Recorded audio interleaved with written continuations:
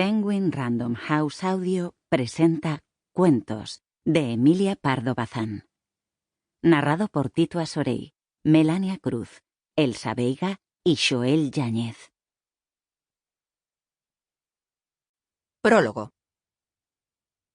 Poetisa en su juventud, articulista de prensa, crítica literaria, novelista, traductora, conferenciante, dramaturga y también autora de relatos, Emilia Pardo Bazán, La Coruña 1851, Madrid 1921, es una auténtica mujer de letras, una de las figuras más importantes de la segunda mitad del siglo XIX español, y asimismo una de las menos conocidas.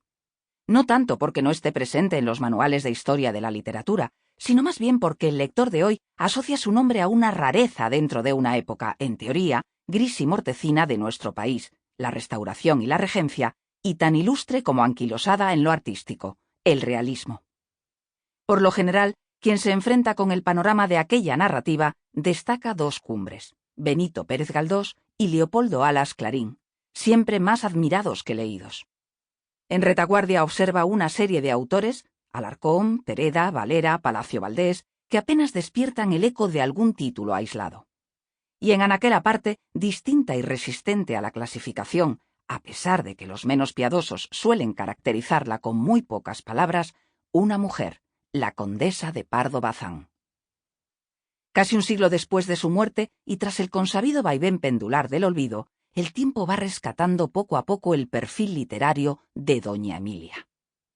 Si hasta hace unas décadas solo se la conocía por Los Pazos de Ulloa, en la actualidad se la valora cada vez más por otras novelas antes consideradas menores, como Insolación o El ciclo de Adán y Eva, Doña Milagros y Memorias de un solterón, y sobre todo por sus cuentos.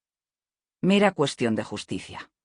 Y es que sus relatos han resistido bien el paso del tiempo, mejor que algunas de sus novelas y tanto como sus críticas literarias o sus crónicas de opinión y de viajes.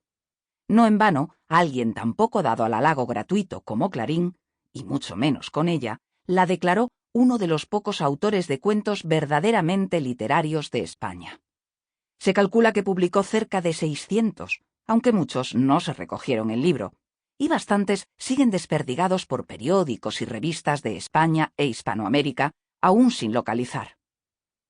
Pasados los años, ¿acaso estemos en disposición de acercarnos a ellos con objetividad lectora, una vez acallado el fragor que Pardo Bazán levantó en su tiempo, y cuando muchos de los principios que planteó como ideales deseables en las costumbres y en las mentalidades forman parte al fin de nuestra realidad cotidiana?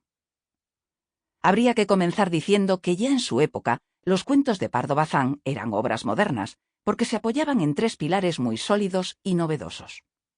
Primero, la narrativa corta francesa, que ella conocía muy bien, cultivada por maestros como Voltaire, Flaubert, Mérimée, Gautier, Villiers de l'Isle-Adam, Daudet, Goncourt, Zola, Bourdieu y, sobre todo, Guy de Maupassant.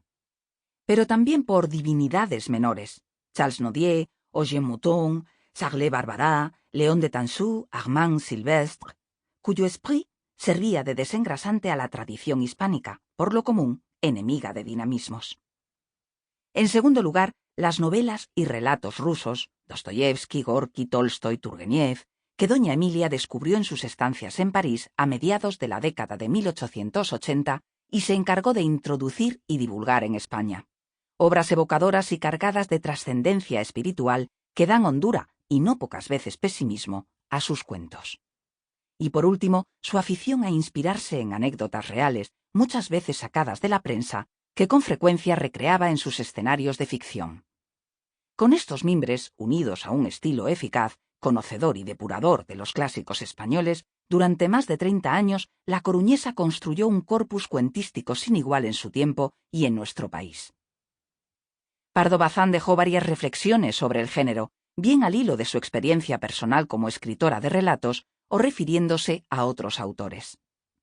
Subrayaba que, al contrario que la novela, el cuento es hijo, por un lado, de la objetividad y, por otro, de la concentración de recursos.